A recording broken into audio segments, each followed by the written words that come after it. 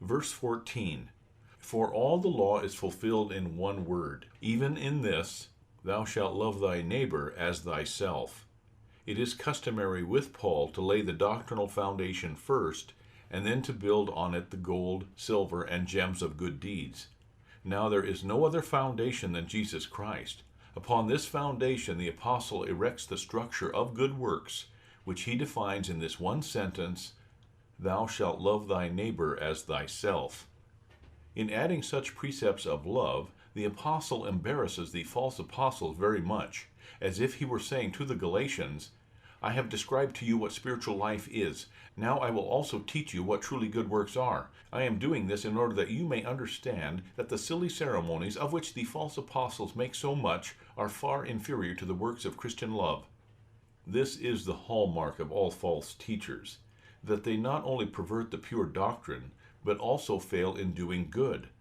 Their foundation vitiated, they can only build wood, hay, and stubble.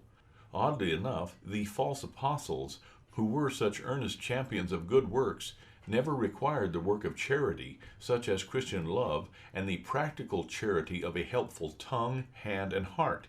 Their only requirement was that circumcision, days, months, years, and times, should be observed. They could not think of any other good works.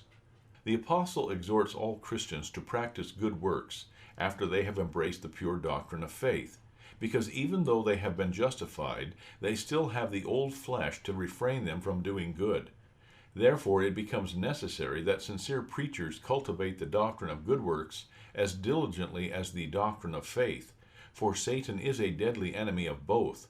Nevertheless, faith must come first, because without faith it is impossible to know what a God-pleasing deed is. Let nobody think that he knows all about this commandment, Thou shalt love thy neighbor as thyself. It sounds short and easy, but show me the man who can teach, learn, and do this commandment perfectly. None of us heed or urge or practice this commandment properly. Though the conscience hurts when we fail to fulfill this commandment in every respect, we are not overwhelmed by our failure to bear our neighbor sincere and brotherly love. The words, For all the law is fulfilled in one word, entail a criticism of the Galatians. You are so taken up by your superstitions and ceremonies that serve no purpose, that you neglect the most important thing, love. St. Jerome says, We wear our bodies out with watching, fasting, and labor, and neglect charity, the queen of all good works. Look at the monks who meticulously fast, watch, etc. To skip the least requirement of their order would be a crime of the first magnitude. At the same time, they blithely ignored the duties of charity and hated each other to death. That is no sin, they think. The Old Testament is replete with examples that indicate how much God prizes charity. When David and his companions had no food with which to still their hunger, they ate the showbread, which lay people were forbidden to eat. Christ's disciples broke the Sabbath law when they plucked the ears of corn. Christ himself broke the Sabbath, as the Jews claimed, by healing the sick on the Sabbath. These incidents indicate that love ought to be given consideration above all laws and ceremonies. Verse 14, For all the law is fulfilled in one word. We can imagine the apostle saying to the Galatians, Why do you get so worked up over ceremonies, meats, days, places, and such things? Leave off this foolishness and listen to me. The whole law is comprehended in this one sentence, Thou shalt love thy neighbor as thyself. God is not particularly interested in ceremonies, nor has he any use for them.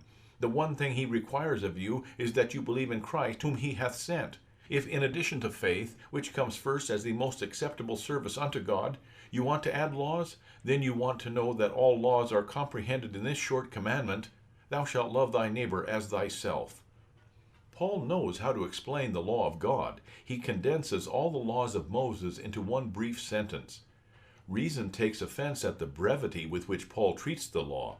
Therefore, reason looks down upon the doctrine of faith and its truly good works. To serve one another in love, i.e., to instruct the erring, to comfort the afflicted, to raise the fallen, to help one's neighbor in every possible way, to bear with his infirmities, to endure hardships, toil, ingratitude in the church and in the world, and on the other hand to obey government, to honor one's parents, to be patient at home with a nagging wife and an unruly family, these things are not at all regarded as good works. The fact is, they are such excellent works that the world cannot possibly estimate them at their true value. It is tersely spoken, "Love thy neighbor as thyself." But what more needs to be said? You cannot find a better or nearer example than your own. If you want to know how you ought to love your neighbor, ask yourself how much you love yourself. If you were to get into trouble or danger, you would be glad to have the love and help of all men. You do not need any book of instructions to teach you how to love your neighbor. All you have to do is to look into your own heart, and it will tell you how you ought to love your neighbor as yourself. My neighbor is every person, especially those who need my help, as Christ explained in the 10th chapter of Luke. Even if a person has done me some wrong, or has hurt me in any way, he is still a human being with flesh and blood. As long as a person remains a human being, so long is he to be an object of our love. Paul therefore urges his Galatians and, incidentally, all believers to serve each other in love. You Galatians do not have to accept circumcision. If you are so anxious to do good works, I will tell you in one word how you can fulfill all laws. By love, serve one another. You will never lack people to whom you may do good. The world is full of people who need your help. Verse 15. But if ye bite and devour one another, take heed that ye be not consumed one of another. When faith in Christ is overthrown, peace and unity come to an end in the church. Diverse opinions and dissensions about doctrine and life spring up, and one member bites and devours the other, i.e., they condemn each other until they are consumed. To this the Scriptures and the experience of all times bear witness. The many sects at present have come into being because one sect condemns the other. When the unity of the Spirit has been lost, there can be no agreement in doctrine or life. New errors must appear without measure and without end. For the avoidance of discord, Paul lays down the principle, "Let every person do his duty in the station of life into which God has called him.